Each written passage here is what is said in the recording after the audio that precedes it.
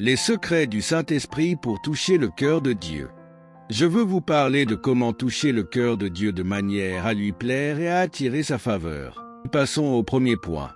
À l'humilité. Marchez-vous dans l'humilité? Jacques 4, 6 déclare « Dieu résiste aux orgueilleux, mais il fait grâce aux humbles ».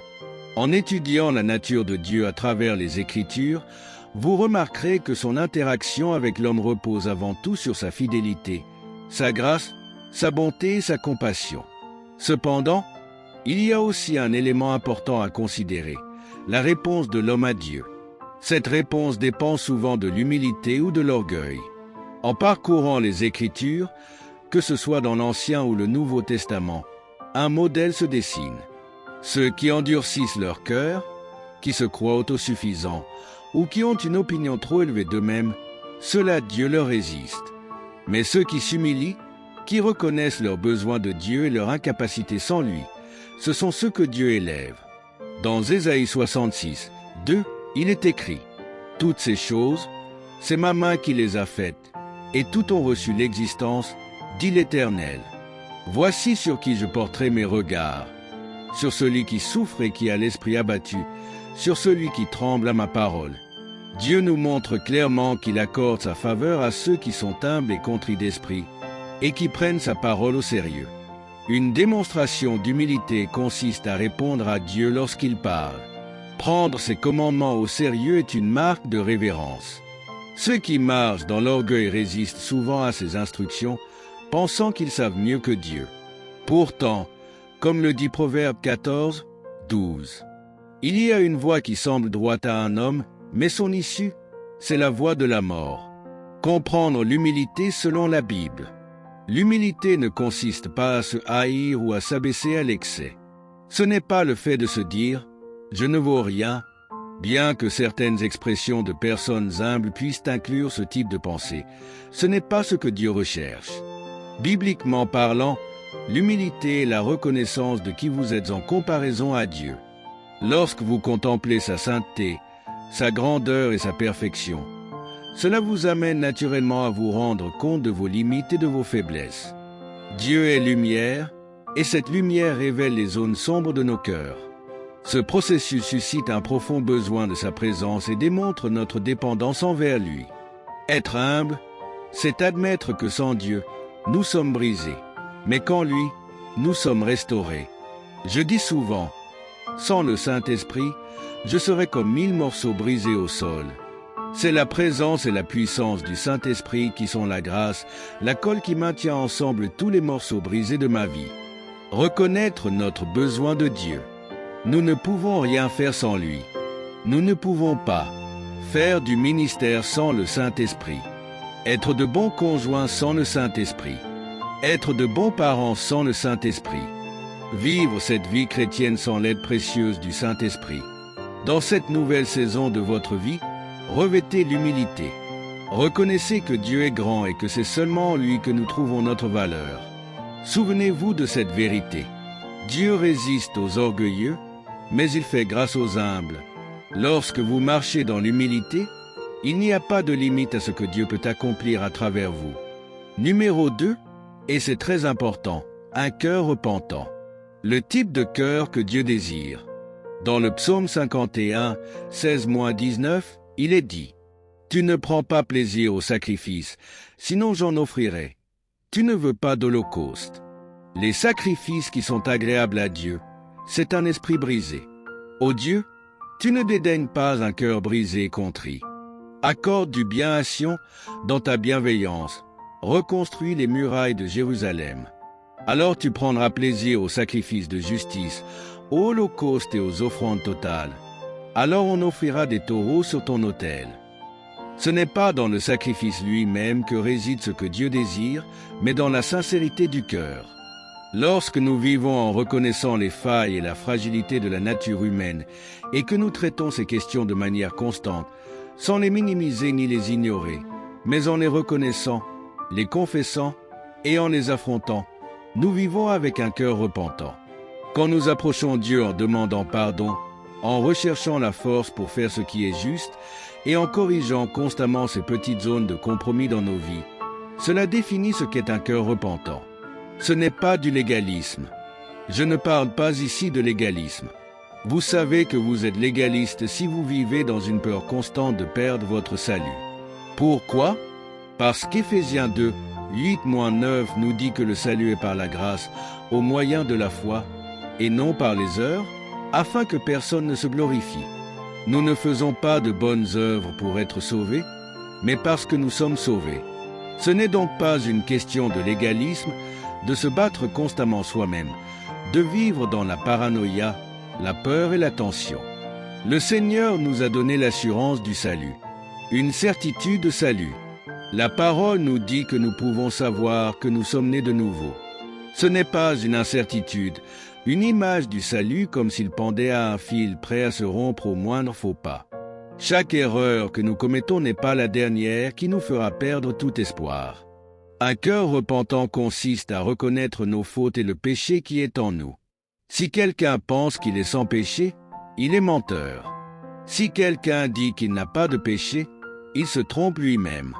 Nous avons tous des domaines dans nos vies où nous pouvons être plus semblables à Jésus. Le moment où nous cessons de le reconnaître est le moment où nous tombons dans l'orgueil et où nous laissons le compromis s'installer. Le danger du légalisme. Le légalisme produit deux résultats, soit l'orgueil, en pensant qu'on vit parfaitement, soit le désespoir, en pensant qu'on ne pourra jamais être accepté par Dieu.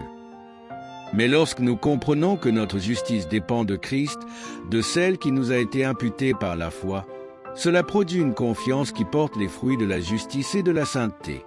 Oui, les croyants doivent vivre saintement. Mais comment? En revêtant la justice de Christ et en marchant dans la repentance, en corrigeant les choses au fur et à mesure. Faire face aux petits compromis. Certaines personnes laissent traîner les choses, et cela devient plus tard un gros problème qui finit par leur nuire. Pourquoi attendre? Pourquoi ne pas traiter le problème dès maintenant? Y a-t-il un domaine dans votre cœur, dans votre esprit, dans vos habitudes ou dans vos attitudes qui n'a pas encore été abordé? Ne remettez pas cela à plus tard.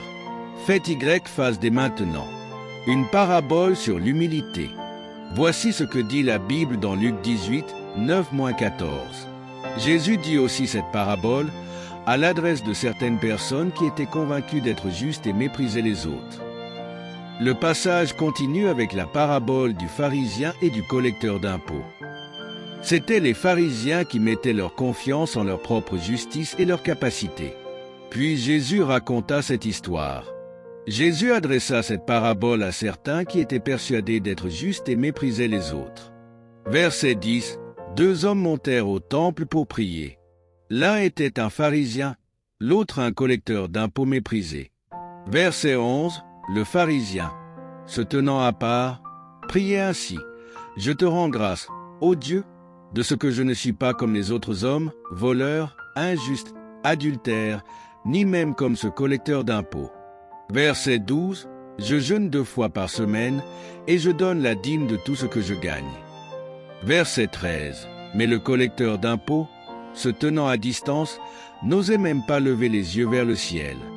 Il se frappait la poitrine en disant « Ô Dieu, sois apaisé envers moi, qui suis un pécheur. » Verset 14. Je vous le dis, cet homme, et non l'autre, retourna chez lui justifié devant Dieu.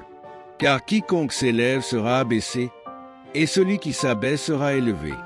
Un style de vie de repentance. Ce passage illustre ce qu'est un style de vie basé sur la repentance. Nous savons que, dans le Nouveau Testament, après l'œuvre achevée de la croix, nous ne nous définissons plus comme pécheurs, mais comme saints. Nous sommes les saints de Dieu en Jésus-Christ. Cependant, il est crucial de reconnaître qu'il reste des zones de nos cœurs et de nos esprits à travailler. Si nous balayons ces faiblesses sous le tapis, si nous minimisons ou ignorons ces zones de compromis, nous nous exposons à un terrain dangereux. Car le compromis conduit au péché, le péché produit la mort, la destruction et le désespoir. Un cœur brisé, mais pas désordonné. Si vous voulez plaire à Dieu, si vous désirez vivre d'une manière qui invite sa faveur, vivez comme cet homme humble dans la parabole. Vivez comme l'a décrit le psalmiste, avec un cœur brisé. Attention, ici, briser ne signifie pas chaos ou désordre. Parfois, nous associons le mot « briser » à quelque chose de désordonné, mais ce n'est pas ce que l'Écriture veut dire. Cette brisure, c'est la soumission de la volonté. Cela signifie que notre volonté dure, entêtée et pécheresse est brisée pour devenir malléable, prête à être façonnée par Dieu. Ce n'est pas un appel à célébrer le péché ou le désordre, mais à célébrer cette soumission, cette reconnaissance de notre besoin de Dieu et de son œuvre sanctificatrice dans nos vies. Faire face au péché avec humilité. Pour vivre ainsi, nous devons affronter nos compromis, nos péchés et nos failles. Cela commence par dire à Dieu, « Seigneur, je ne prétends pas être sans défaut. Voici une zone de ma vie où je dois me soumettre à toi. » Dieu ne rejette pas ce genre d'humilité. Par contre, il déteste la pensée religieuse, l'orgueil et l'entêtement. Il se plaît dans ceux qui reconnaissent leurs besoins de lui. C'est une invitation à abandonner l'autosuffisance spirituelle et à embrasser une dépendance totale envers Dieu. Car, comme Jésus l'a dit, ceux qui s'élèvent seront abaissés et ceux qui s'abaissent seront élevés. Numéro 1, l'humilité. Numéro 2, un cœur repentant. Numéro 3, la générosité et la bonté. Je parle ici de vivre d'une manière qui touche le cœur de Dieu, qui lui est agréable, qui invite sa faveur et qui permet à sa grâce d'agir dans notre quotidien. Dans Hébreux 13, 16, la Bible dit ceci. « N'oubliez pas de faire le bien et de partager avec les autres, car c'est à de tels sacrifices que Dieu prend plaisir. » Relisons ce passage pour bien le saisir. N'oubliez pas de faire le bien et de partager avec les autres, car c'est à de tels sacrifices que Dieu prend plaisir. La générosité sacrifiée plaît à Dieu. Dieu est honoré quand nous partageons avec les autres de manière sacrifiée. Cela ne concerne pas seulement nos ressources matérielles ou la nourriture, mais également notre temps, notre énergie émotionnelle et notre disponibilité. Dans notre époque, il est très courant d'entendre des discours sur la préservation de notre énergie émotionnelle, comme « Ne laissez personne déranger votre équilibre émotionnel » ou « Évitez les personnes qui vous drainent ». Je suis d'accord avec l'idée de base.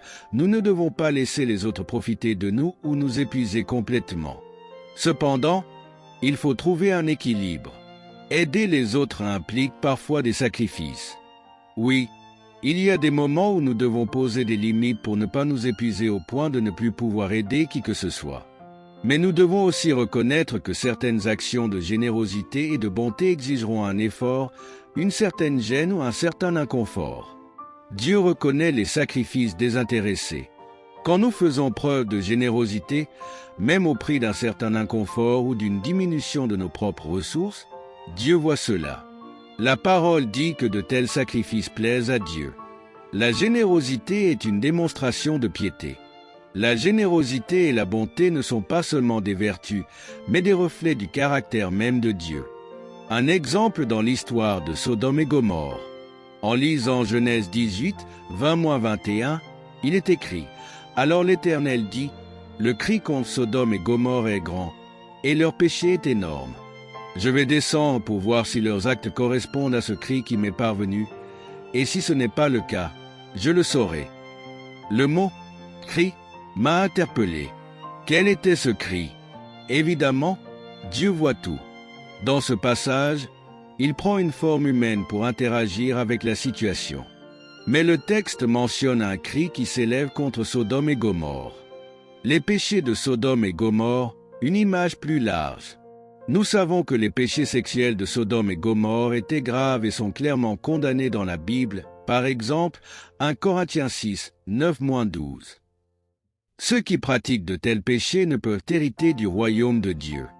Cela fait partie de la raison pour laquelle Sodome et Gomorrhe ont été détruites. Cependant, ce n'était pas le tableau complet. Dans Ézéchiel 16, 49-50, un autre aspect des péchés de Sodome est révélé. Voici quel fut le crime de Sodome. Ta sœur, elle avait de l'orgueil, elle vivait dans l'abondance et dans une insouciance coupable, elle et ses filles, et elle ne soutenait pas la main du malheureux et du pauvre. Les péchés de Sodome incluaient l'orgueil, l'égoïsme, le manque de générosité, et l'indifférence envers les pauvres. Cela montre que vivre une vie qui plaît à Dieu implique plus que simplement éviter le péché manifeste. Cela inclut une vie de bonté, de générosité et de souci des autres, même si cela demande un sacrifice. Un appel à l'action. Alors, demandez-vous, comment pouvez-vous faire preuve de générosité dans votre quotidien? Est-ce en partageant vos ressources, votre temps, votre énergie? Dieu est honoré par ces actes de bonté désintéressés. Ne sous-estimez pas la puissance de ces sacrifices, car comme l'écrit Hébreux 13, 16, avec de tels sacrifices, Dieu est pleinement satisfait. Les commandements, aime Dieu et aime ton prochain comme toi-même. Voilà le cœur de tout ce que Dieu exige de nous. Tout le reste découle de ces 2 commandements. Si tu aimes Dieu véritablement, tu lui obéiras. Et si tu aimes ton prochain, tu le traiteras avec bonté, générosité, compassion et respect. Le problème avec Sodome et Gomorrhe, ce n'était pas seulement leur déviance sexuelle ou leur arrogance. C'était leur cruauté, leur indifférence envers les pauvres et leur mépris des besoins des plus vulnérables. Dieu est profondément touché par la façon dont nous traitons les autres, surtout ceux qui sont dans le besoin. Et cela devrait nous amener à réfléchir à notre propre vie. Sommes-nous préoccupés par notre prochain? Sommes-nous prêts à faire des sacrifices pour aider ceux qui ne peuvent rien nous offrir en retour? Ou sommes-nous devenus insensibles, trop absorbés par nos propres problèmes pour remarquer ceux qui souffrent autour de nous? La véritable bonté et la générosité coûtent quelque chose. Elles demandent du temps, de l'énergie, parfois des ressources. Mais ces sacrifices plaisent à Dieu. Ils touchent son cœur, car ils reflètent son propre caractère.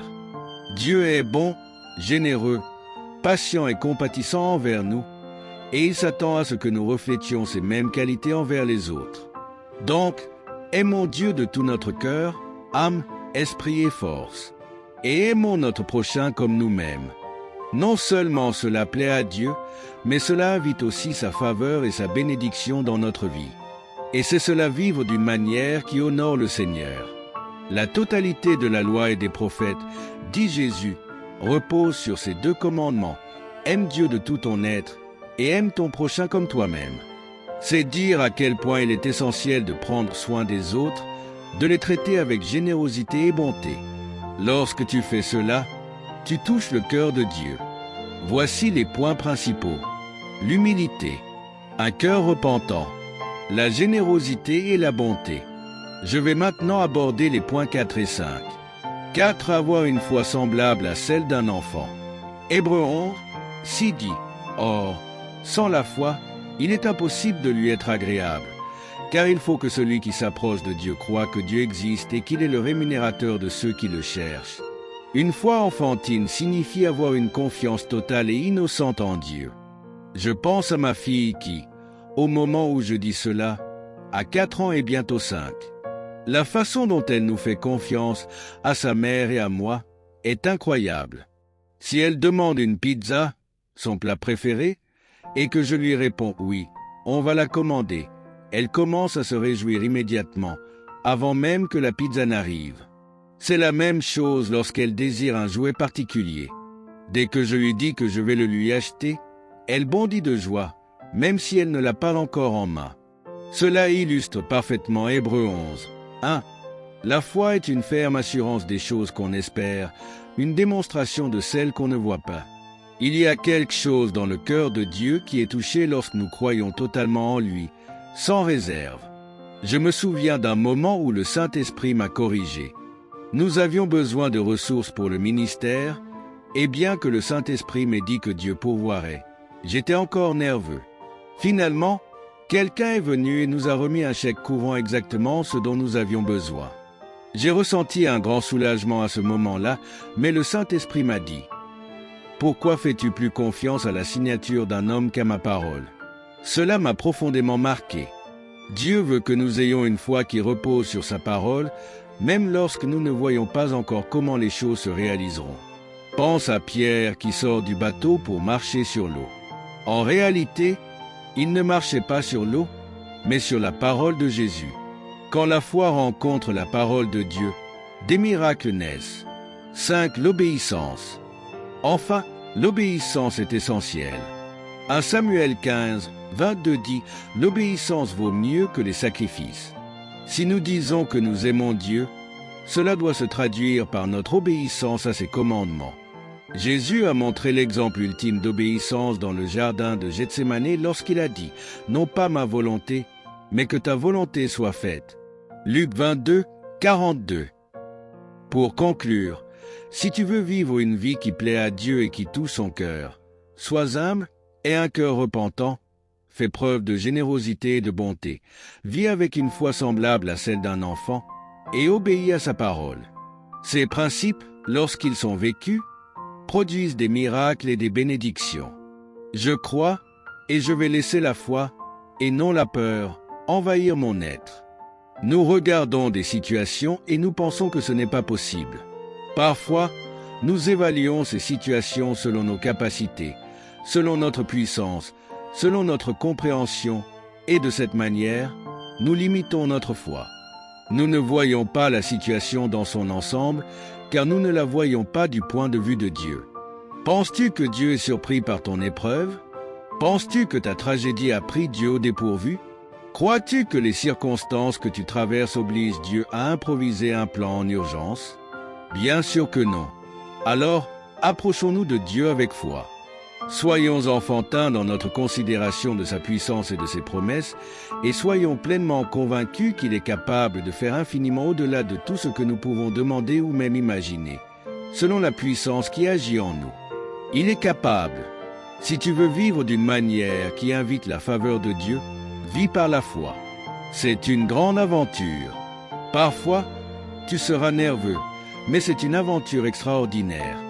Et lorsque tu vis par la foi, tu commences à voir Dieu agir dans ta vie. Lorsque tu prends des pas de foi, tu marches dans les royaumes du surnaturel. Enfin, numéro 5, la louange. N'est-il pas digne de notre louange? C'est quelque chose qui touche le cœur de Dieu. Nous le voyons dans le psaume 69. 30. Je louerai le nom de Dieu par des cantiques, je l'exalterai par des actions de grâce. Cela plaît à l'Éternel plus qu'un taureau avec des cornes et des sabots.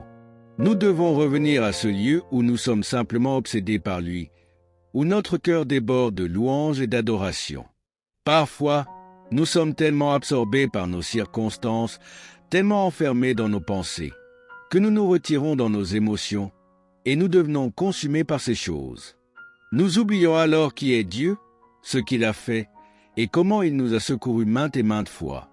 Tu respires, tu es en vie, il t'a donné du temps, des ressources, des connexions. Même si tes circonstances ne sont pas celles que tu souhaites, même si ta vie n'est pas ce que tu considères comme idéal, Dieu n'est-il pas toujours digne de louange? Et cela ne lui plaît-il pas? Notre louange ne lui plaît-elle pas plus qu'un sacrifice brûlé ou qu'une offrande? Alors, il est temps de remplacer les plaintes par des louanges.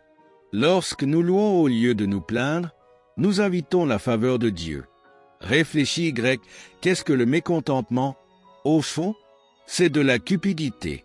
C'est l'idée que nous méritons davantage, que nous voulons davantage. Nous sommes obsédés par le plus et nous sommes contrariés ou déprimés si nous ne l'avons pas. Mais si la cupidité déplaît à Dieu, alors la gratitude lui plaît. Transforme les plaintes en louanges. Au lieu de dire « Seigneur, pourquoi n'ai-je pas ceci ?» Quand vas-tu faire cela? Dis « Seigneur, merci pour qui tu es. Je te loue pour qui tu es. Je te loue pour ce que tu as fait. Merci pour toutes les bénédictions que j'ai. » Hébreux 13, 5 dit « Contentez-vous de ce que vous avez, car Dieu lui-même a dit « Je ne te délaisserai point, et je ne t'abandonnerai point. » La présence de Dieu n'est-elle pas suffisante pour le louer?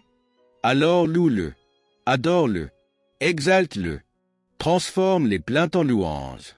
Résumé, l'humilité, un cœur repentant, la générosité et la bonté, la foi, la louange. C'est ainsi que tu touches le cœur de Dieu. C'est ainsi que tu lui fais plaisir.